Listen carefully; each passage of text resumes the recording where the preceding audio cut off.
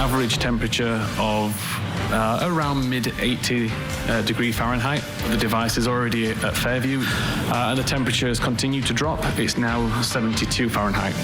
7 minutes after 1, it's dropped to 55 Fahrenheit.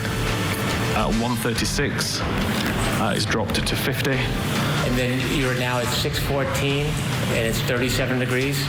Yeah, you're correct. This is the coldest temperature recorded.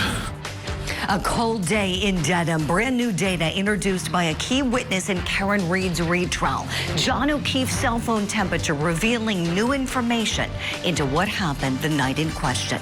And a major ruling looming on the defense's crash reconstruction experts. A fiery back and forth between the Commonwealth and the ARCCA witnesses. So what will Judge Beverly Cannoni decide? We'll discuss. Also coming up this hour, the Menendez brothers want the Los Angeles County District Attorney Nathan Hochman off their case. We'll discuss the new motion filed ahead of their resentencing hearing. Plus, a big mistake in the Slenderman stabbing case as Morgan Geyser's release from a mental institution is delayed yet again. So what happened this time? It's all coming up next for you right here on Opening Statements.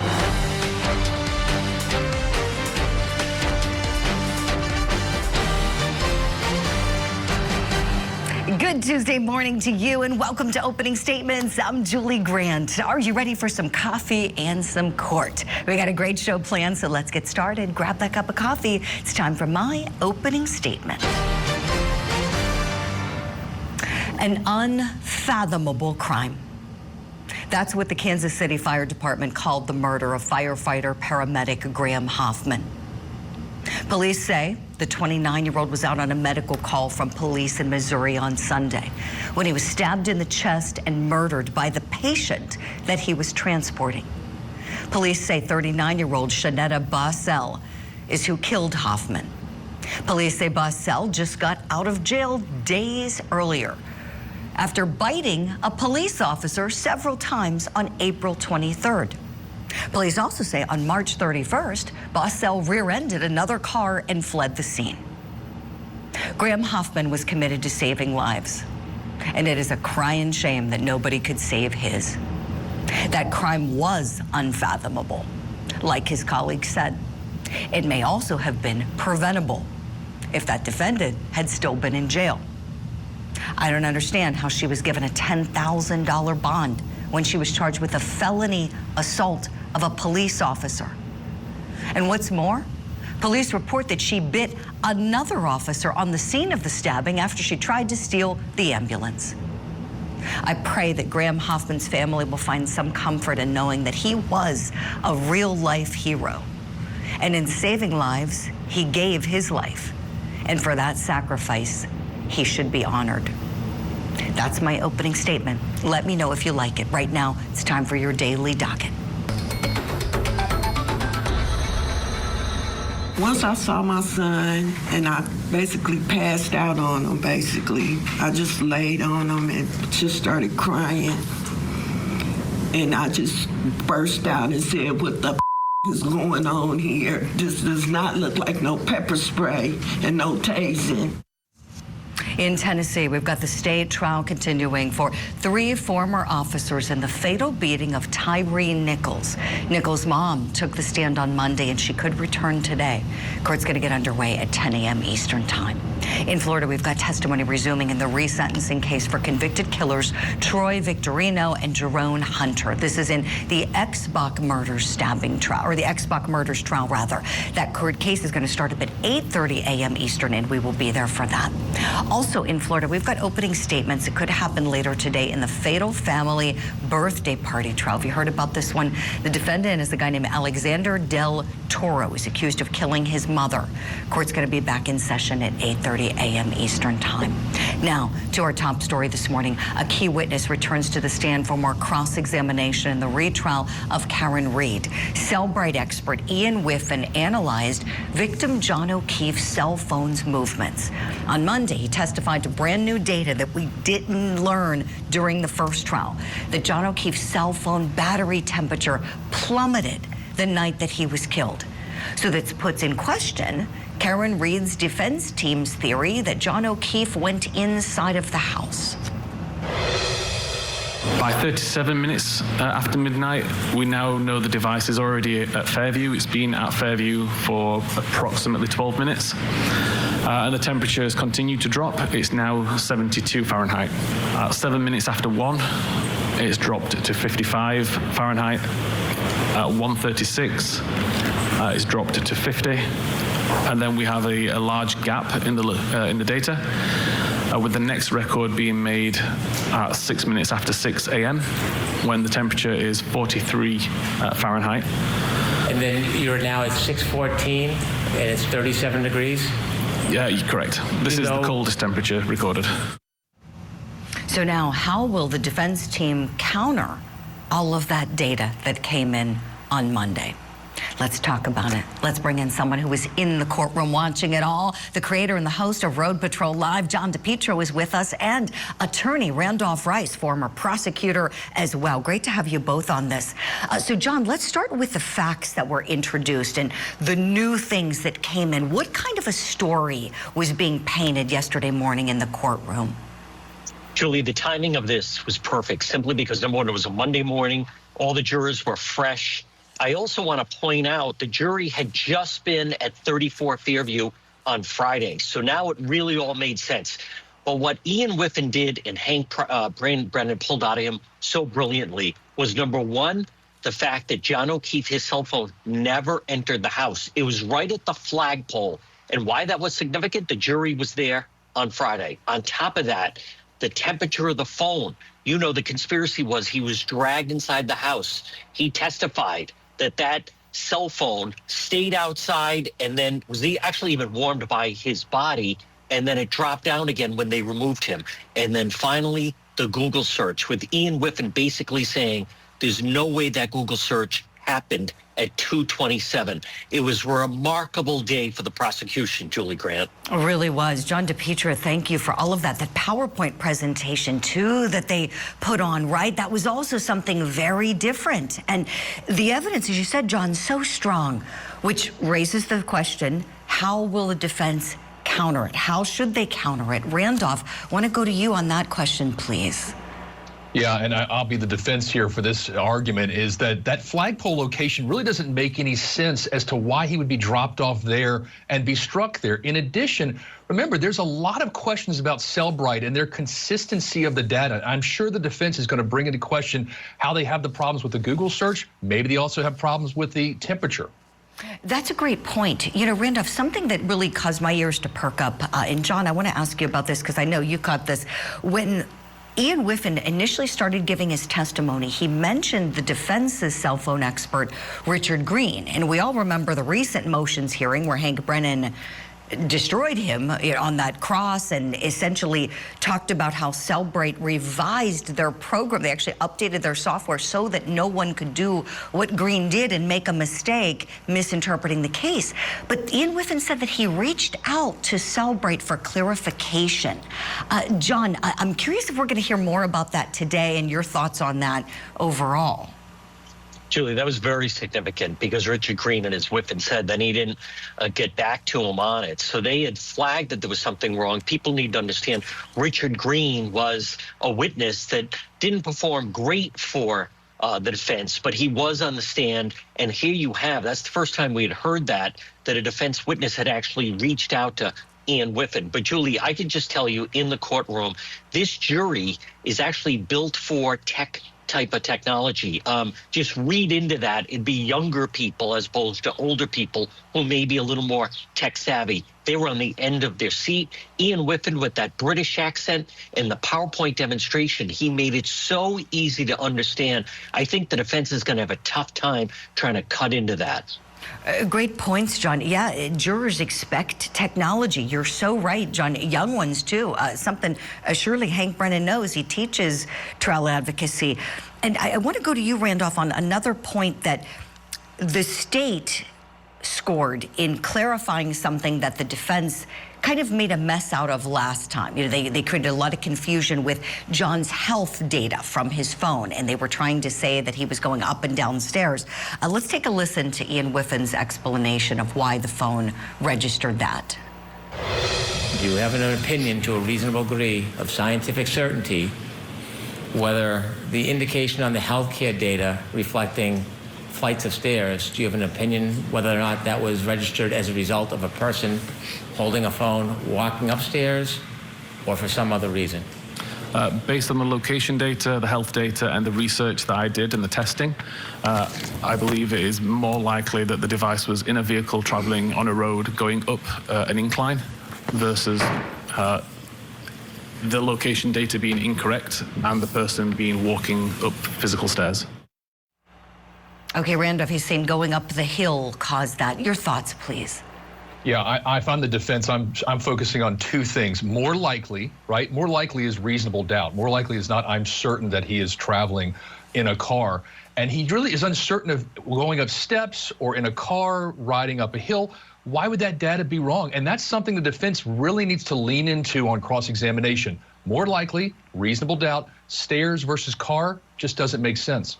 Randolph, you're right. They're not going to be done with it. I'm sure they're not going to accept that explanation, and they're going to keep trying to push their theory.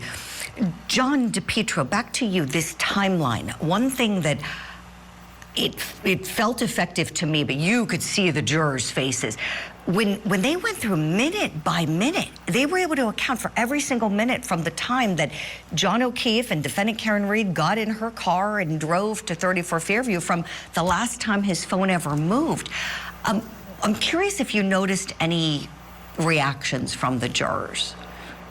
I did, Julie, and it was so easy to understand. It was kind of eerie. I was really also watching John's family, the O'Keefe family, as they were watching, the path of, that was John O'Keefe's phone. So it was almost, it's a part of him, and he was holding it. And they even showed where Karen Reed initially took a wrong turn and then doubled back. Watching the phone make its way to 34 Fairview, I thought it was emotional for the family. And just the way it was done was almost like a video game for the jury to kind of watch as they were winding their way right to an area that they had just visited on Friday. I found the PowerPoint presentation, Julie, very simple to understand, very easy to understand. And everyone that was there yesterday got a sense that that's exactly where it happened. And so this whole business of him going in the house, I think that's been knocked out. I'm with you, John. I agree. The minute-by-minute accounting for. And now it's going to come time for the cross today for Ian Whiffen, as we know. And so what does the defense do with that? When we go through trials, a lot of times we'll say, one side won the day, and then we'll see what the next day brings. Maybe the other side wins it. Randolph, in terms of the testimony from Ian Whiffen, I think anybody watching objectively would agree this was the Commonwealth's morning with all of that. It was pretty airtight. What does the defense do today when they get their chance to cross this expert? Well, they've got to shred this witness. They really have just got to tear him apart, and they've got to show that the Cellbrite data is just not reliable, and that causes that reasonable doubt. They've got to win the day, as you just said. This has got to be their day on cross-examination to just destroy him. And remember, we're early in a possibly 6 to 8 week trial. Hopefully some of these facts fade in the minds of the jurors. Sure, that's another thing, Randolph, the time, right? Primacy and recency. They've got to keep those reminders up if they're the Commonwealth. John DePietro, last question to you, please. The vibe in the courtroom, just any interesting observations? I know you have lots, and we'll continue watching your social media for them, but any impressions you walked away with yesterday after court was done? Julie, I think the jury found this very, very compelling. And again, they were sitting forward. Later, as Robert Alisi started to do it, he kept the lights down. And he has nicest guy in the world, but has a tendency to drone on a little bit. I think right now the prosecution, they seem to be moving it along nicely. And as a matter of fact, the jury result of that, their engagement seems to be stronger. That's a good sign. We want the jury interested and following all the facts. John DePietro, you're there, ready to go in, so we'll let you get going. We'll look forward to talking with you more later. Thank you kindly for everything this morning. And Randolph Rice is coming with us. I want you to do the same at home, please. When we come back, we'll continue our coverage for Karen Reed and the retrial. So you were alerting the defense that you thought that this may become an issue, weren't you? It was more or less to make sure the jury had an understanding that because I didn't physically inspect the vehicle, it did not matter for my analysis, sir. I wanted to make sure the jury understood that. Don't hide behind the jury. I'm talking about your communications with the defense. I'm asking you specifically about your conversations with the defense. Well, it was a tense exchange between Special Prosecutor Hank Brennan and one of the defense's crash reconstruction experts. So, will the ARCCA witnesses be allowed to testify? We'll talk about it. And the Menendez brothers are going after Los Angeles County DA Nathan Hochman. But is this defense just playing games? Our power panel weighs in.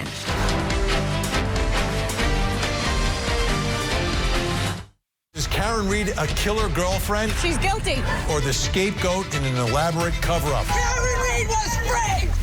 Karen Reed is accused of murdering her police officer boyfriend. And it's stated repeatedly, I hit him, I hit him. She may end up taking the stand. Her first trial ended with a hung jury. They haven't proven anything. Will a jury finally agree on a verdict? We know who did it. The Karen Reed murder retrial. Live coverage today on Court TV.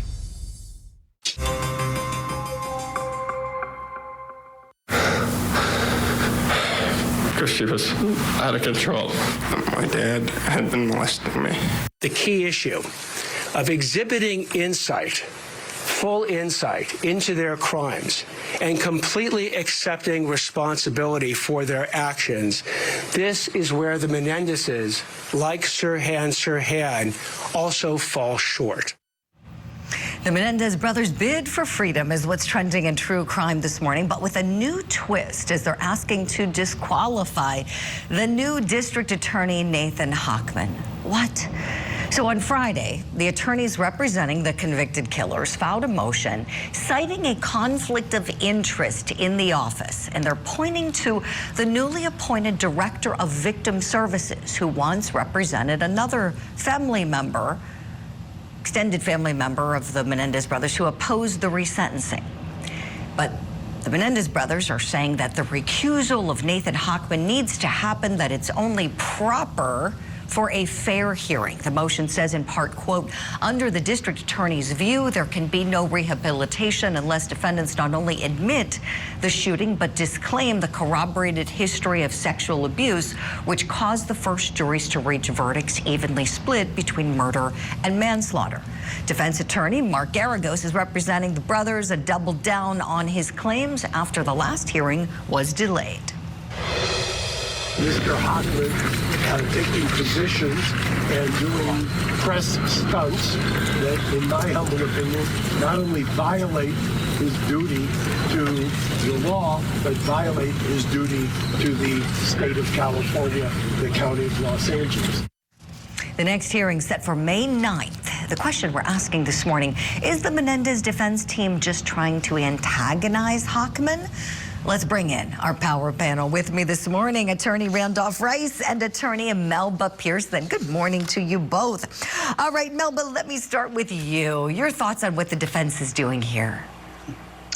Well, good morning, Julianne Randolph. And I don't think that it's a matter of antagonism. I think it's a matter of the fact that the defense felt that they were able to make great strides with the prior district attorney, George Gascon, and they thought there was literally a pathway for them to be released. He was all on board and wanted them out, and then he lost his election. So then DA Hochman came in and basically revoked any deals on the table and was like, you know, unless these criteria are met, I'm not going to agree to them being released. And so he's now vigorously fighting this resentencing and any idea of them being released in any way, shape, or form. So in the defense's view, they're seeing this almost like, I wouldn't say a breach of contract per se, but they're thinking he is very clearly against them. And by his public statements and his, you know, assertions around this, that basically they're not going to get a fair hearing because they had it with Gascon. They now don't have it with Hochman, and Hochman is not honoring the deal that they had with Gascon.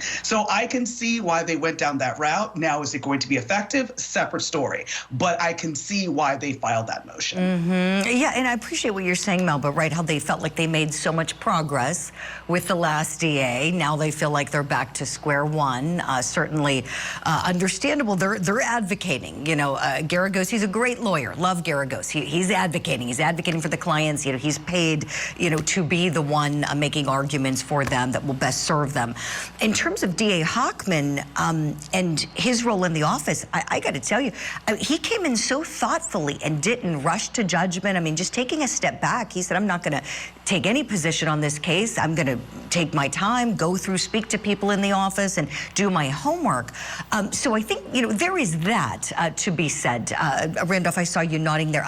Your thoughts on whether this move to disqualify him is proper, as the defense says?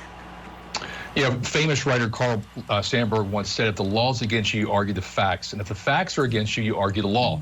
And if the law and the facts are both against you, you just bang on the table and scream like hell. And that's what they're doing here. They don't have the facts. They don't have the law. And what they're doing is they're going after the DA on a personal attack.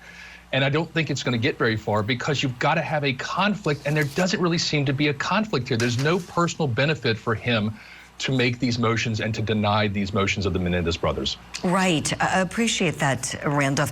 When I was looking at this, I'm like, where's the conflict? So you have a woman who's got a career and a track record for advocating for victims, helping victims, and she gets appointed to that position in that huge office, but she's not directly involved in these decisions right here. Where's the conflict? I think it's a big stretch. That being said, these two brothers still are gaining support. It seems like the more the case lingers in the balance, more people are coming out. One of those celebrities who's been outspoken for a while now, Rosie O'Donnell, a big advocate for them. Here's what she said most recently. Both Lyle and Eric have amazing prison records with what they've done with their time and how they've spent their 30-plus years in jail. So we believe them now because of Roy from Menudo? Do we believe now because of the letter that Eric sent his cousin 8 months before the murder? Yeah, it's time. I believe them. So, do you? We're asking, how long will Hollywood be behind the Menendez brothers' bid for freedom? Oh, that's a good question. Randolph, I see the shake of the head. I'm going to start with you this time, my friend.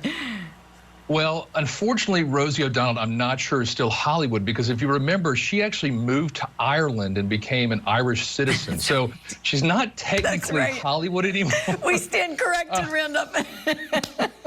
But I will say... The Irish ambassador to Hollywood, yeah. I will say, though, that this is just very typical of Hollywood, is that when your career is sliding, that you maybe start to attach yourself to some sort of cause or issue, and ultimately try to get your name in the press. And I think that's what Rosie is doing here. I really don't think she believes, and probably doesn't even know the facts of the case, and just trying to get her name out there. Right.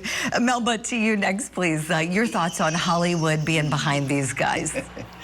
I'm going to be the devil's advocate all day today. That's just what's happening. Atta girl. No, we love it. We love you, Melba. But I think, love you too, but I think that this is not necessarily a matter of sliding careers or anything like that. Hollywood loves a good comeback story. That's the beginning, middle, and end of it. And again, when you see some of the movies and other made-for-TV series and all of that that has been done with this case, it's showing people's perspective, and it may not include certain aspects that others would have wanted to be included in terms of talking about more of the more salacious facts or more of the things that the prosecution relied on in order for the jury to come to that verdict. So people are always going to take sides on this, just like the viewers are divided on this. Hollywood is divided as well, and I'm sure there'll be folks in Hollywood that think that they should remain in prison for the rest of their lives, and I think there's others that think that they should be released. And Rosie O'Donnell's one of them. I mean, whatever her career status may be, but I'm sure there's others that are high profile, much more current,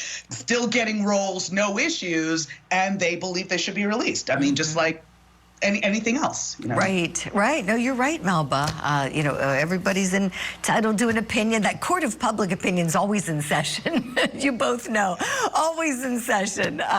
Great points. We'll leave it there for now. Melba Pearson, Randolph Rice, stay right there. We're going to hit a break. When we come back, here's what's coming up on Opening Statements.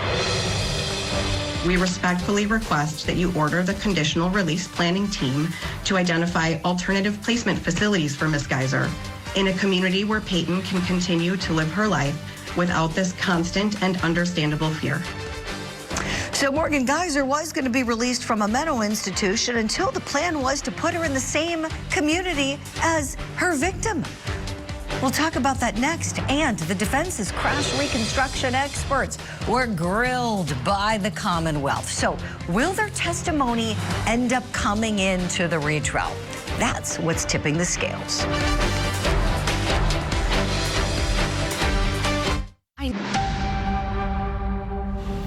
Welcome back. This morning, we're shining a spotlight on the young woman who stabbed her classmate to please the fictional character Slender Man. Her conditional release has now been put on hold. Defendant Morgan Geyser appearing in court Monday to finalize her move from a mental health facility into a group home.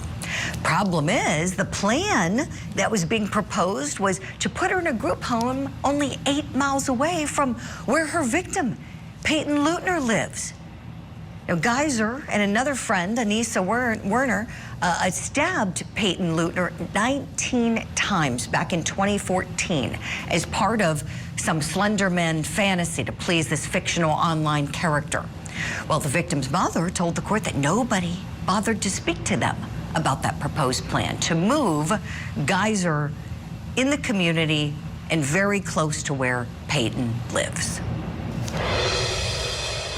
Peyton has worked incredibly hard to heal from the profound trauma she endured and has established a meaningful life within this community.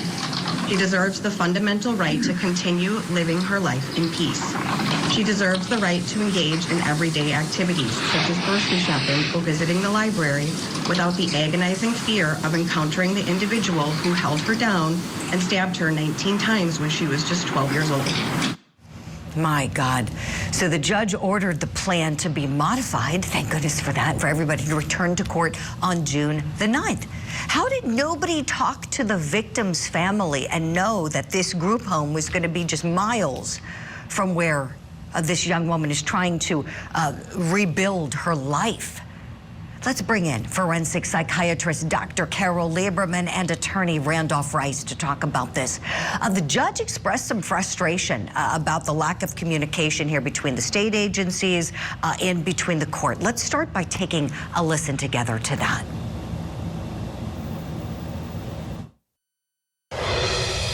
It's a secret, and unfortunately, the court can't be secret from the court. And it wasn't until this morning, and when it's brought up in the court on a number of occasions. Okay, so how does this happen? Dr. Carroll, your reaction to this, that no one consulted with the victim's family? This is such a poorly managed case. This woman has schizophrenia, childhood schizophrenia, a very serious case, hallucinations, delusions, thinking she was different animals, all kinds of things, not to mention the fact that she stabbed her friend 19 times. And now I've treated, countless people with schizophrenic in a psychiatric hospital, out of the hospital. You can't cure schizophrenia, but you can treat it and manage it kind of like diabetes. You can keep it at bay, so to speak. You can keep the major symptoms at bay. But that is not what has been happening with her. I have been on the edge of my seat watching these hearings, hoping that they don't let her out. She is an accident waiting to happen. She hasn't been on medications for a long time, which is wrong. Schizophrenics do need to be on medication all the time. You can maybe sometimes less amount than other times. But, the idea that they picked something that was 8 miles away from the victim is just a sort of a peek into the mismanagement that has been going on all of these years, which is so sad, because theoretically she should be in much better shape right now than she is. The last time they asked for her to be able to leave, the judge said yes, and then they brought up the idea of how she's been talking to this man outside of the prison, and he's visited her 3 times, and he seems to be, she's gave him drawings and so on that he's selling on the internet. It's a very bizarre relationship. She was reading this book called Rent Boy that she didn't tell anyone about. Eventually they found out about it. So much is going on that is wrong. It's like, who's minding the store? She's not getting the proper treatment. time, so she is absolutely not ready to get out. Dr. Carroll, preach. I love everything you just said. You know, I was stunned, quite frankly, I was stunned when the court made the decision to conditionally release her. And so I really appreciate your points as a forensic psychiatrist about how going back to that decision, it may not be the right one. Randolph Rice, I'd love for you to put on your prosecutor's hat. You were a prosecutor on very serious cases for a long, long time, headed up the gang unit in your former office. When we think about the idea that this woman could be a danger to society, I'm curious if you think whether these prosecutors could be a bit nervous about trying to reintegrate her into community life. Well, I'm a little shocked the prosecutors didn't catch this early on, and maybe they did, and that's why they're obviously having this rehearing to sort of figure out why she would be moving 8 miles away from the victim. But putting on the hat of Morgan Geyser's defense attorneys, you know, at some point she's got to be reintegrated, you know, and there's got to be some progress. You know, there's punishment stages, and there's obviously the rehabilitation. And so they've got to get her back into society. Maybe the group home is that attempt to do that so that she can be controlled. The 8 miles certainly is concerning. But as a defense attorney, I would say, look, we've got to try to start moving towards the path of getting her back into society. Randolph, appreciate that, the points, you know, from the defense perspective as well. Speaking of which, the judge noted something about her clothing and makes you wonder if whether her attorney didn't communicate this to her. Let's take a listen. I had authorized that she could wear civilian attire. Oh, okay. You didn't know that? They didn't say anything. I apologize. Really? Well, your attorney knew. It was in the court file. Well, good luck. Have a good day then, everybody. Okay. Randolph, what do you think there? Yeah, that's kind of consistent with the attorney not knowing that this was maybe 8 miles away from the victim's house. Maybe the attorney didn't know that she was able to wear street clothes. I'm a little worried that her attorney is not really doing, I don't like to second guess or armchair quarterback people, but you know, maybe they're not really paying attention to the details here, and the details are what matters to these judges. Exactly, Randolph. Well said. And this is one of those cases that needs to be handled with the utmost care. As you noted earlier, Dr. Carroll, this is a young woman suffering from something very serious. And if she isn't properly handled, you know, the last thing we want is a repeat of what happened to Peyton Leutner. Dr. Carroll, how do you think this could best be handled? If you could provide a recommendation to the court on the best place for Morgan Geyser, what would that be? Well, first of all, I would start with her getting better psychiatric treatment while she's in this hospital. Something needs to change. She needs more intensive treatment. I don't know what she's getting, you know, whether she's getting just, whether they're doing anything for her in terms of therapy, whether she's getting enough individual therapy, whatever it is, she's not getting enough to get her better enough to be able to go out. You know, she was given 40 years to life. And I agree that in the best possible world, it would be nice if she could get out at some point, but not when she's not ready. She is I believe absolutely that she's still a danger to society. Excellent points. Oh, go ahead, please, Dr. I would start with that. Start with that she's a danger. Well, start with the fact that she needs better, more intensive therapy, and then consider what kinds of things. You know, the plan was, they were saying that, well, she's going to have an ankle bracelet, or she's not supposed to leave the house. I mean, you know, not supposed to, but that wouldn't be able to control her. And besides, if she's not on medication, she needs to be on medication when she leaves the hospital. That's for sure also. Right, treating the root cause. No, appreciate that, Dr. Carroll, because if we're not treating her and the illness that she suffers from, then who knows what can happen. And you're right, you know, an ankle bracelet certainly isn't foolproof. We all know that. We've got to leave it there for now, but great discussion. Dr. Carroll Lieberman and Randolph Rice, thank you both for your time and your expertise on this.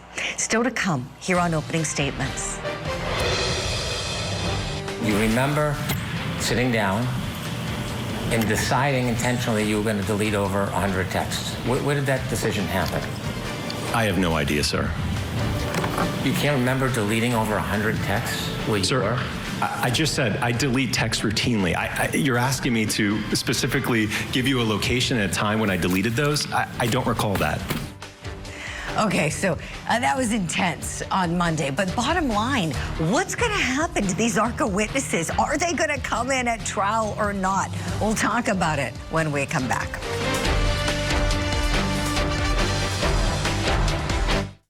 How do you explain it? Two teenagers, they go from zero to the worst crime anyone can imagine. She wanted to get her mom out of her life, to kill her. You turned to murder. Yes. You are a shrewd operator. I'm done with this interview. You're trying to make me seem like I'm a monster, and I'm not. Let me out. Interview with a Killer. New episode, Sunday at 8 on Court TV.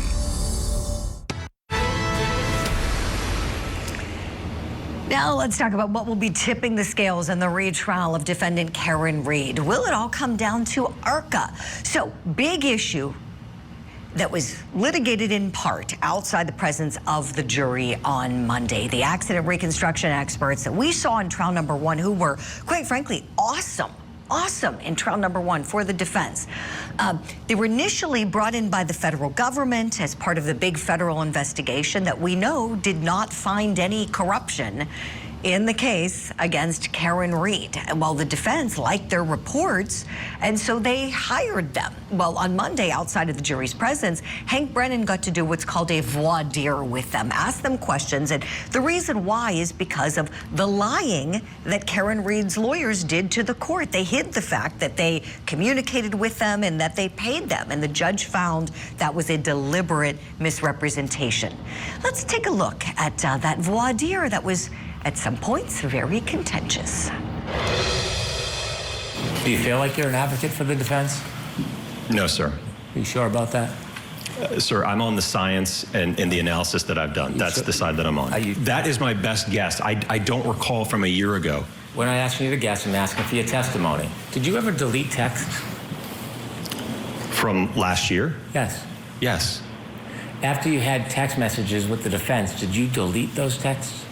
Yeah, after the trial concluded, I mean, that's something I routinely do. I'm not going to keep texts from Mr. Jackson, especially now that we're past a year. I would have no reason to keep those, sir. I'm not asking for the excuse. I'm asking if you did it. Did you delete texts? Again, it's something that I typically do. I communicate with attorneys all the time, whether it's for trial or inspections. I don't have a habit of keeping a text chain about scheduling or meeting or, hey, can we meet at this time or show up here. I just don't have a habit of keeping that type of text. So he's not my friend, sir. So you didn't delete texts? I think I just told you that, yes, I did delete the text. Oh, you didn't tell me, but you just did now. Thank you. Judge, Your Honor. So next question, no comments, Mr. Blank. Oh, it was entertaining, if nothing else, seeing that. Now, again, the jury didn't get to see it, but at the end of all of this, what's going to happen? Are these experts going to be allowed to testify?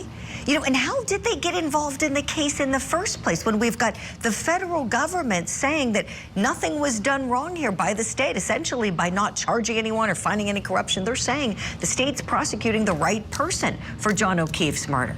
So let's talk about this. Let's bring in former prosecutor and Professor Melba Pearson and welcome in retired FBI Special Agent Jennifer Coffindaffer. All right, so I want to tackle both of these things with you. Let's start with how these ARCCA experts, who are so good, so smooth, they were the best part of the defense the first time around, arguably. You know, how did they get involved in this federal case? How do they only see information from the defense side to form their opinions on? The government says no corruption, yet these guys become defense witnesses. Jennifer Coffindaffer, you worked for the federal government and served many years. How does this all make any sense? Well, how it all transpired is the Department of Justice, to be clear, hired ARCCA as part of their probe into a public corruption matter.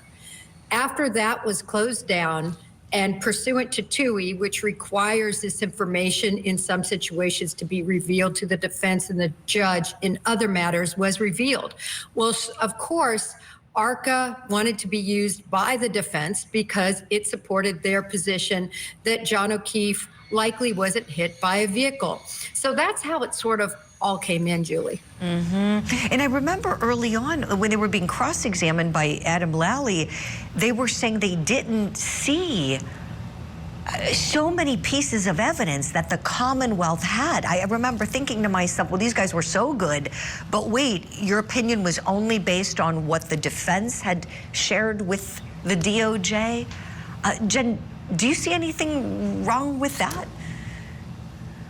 Oh, Julie, I'm so glad you said that, because absolutely, and that's always been my stance on this. ARCCA, they came off, Wolf and Rentschler came off very smooth, but if you really got down to the meat and potatoes, they never included any inculpatory information. So as an example, what about the DNA on the taillight pieces? What about the pieces of the taillight embedded in John O'Keefe's shirt? What about the hair that was found on the bumper area? They just overlooked it, and that isn't a good expert. No, that's a problem. And we know they came off so good last time. This is really big for the defense team. And Melba, I want to go to you legally here. So it's very clear Karen Reed's defense team had lied to the court about whether these experts were independent and paid. But at the end of all this, she has a Sixth Amendment right to a fair trial, as you know. So if you'll go into professor mode for us, what should Judge Cannoni do? I mean, should she exclude these guys, or must she allow them to come in to protect Karen Reed's rights? Yeah, so definitely this is a tough one for the judge, but again, if there's a conviction in this case, you don't want it to be overturned on appeal. And one of the quickest ways for a case to be overturned on appeal is excluding key information that the defense would be presenting to the jury that would enable the jury to be able to come to a fair verdict and understand the full context of everything that's going on. So because of the fact that these two gentlemen are arguably experts, there's no question about that. The question being how much of the information, the entire information they had versus only looking at the defense side. But I still think the judge is going to admit their testimony. However, I think the cross-examination is now going to be brutal.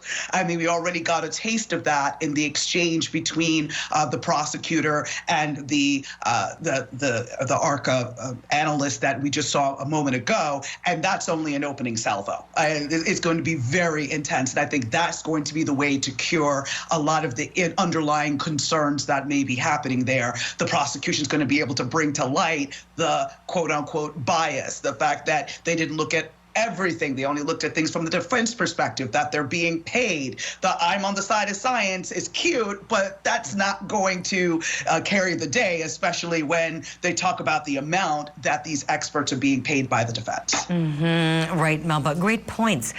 Something interesting that came out was that that ARCCA expert we just saw, Daniel Wolf, had said that Alan Jackson's preferred method of communication with him was the Signal app, this encrypted app where things apparently disappear, can't be retrieved. And so we know that there were things that the defense hid from the court, from the prosecution, from the world watching that first trial. But at the end of it all, Melba, how important is it that the judge doesn't punish Karen Reed for the sins of her team, so to speak?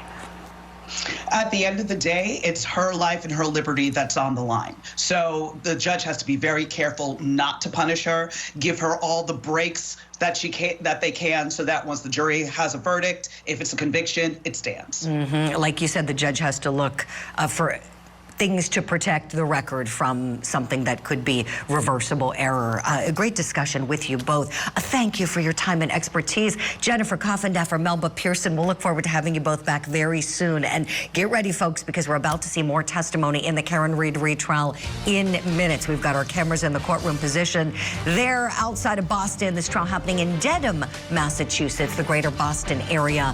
And thank you for watching Opening Statements. If you liked the show this morning, you're going to love Court TV Live. We'll be right back.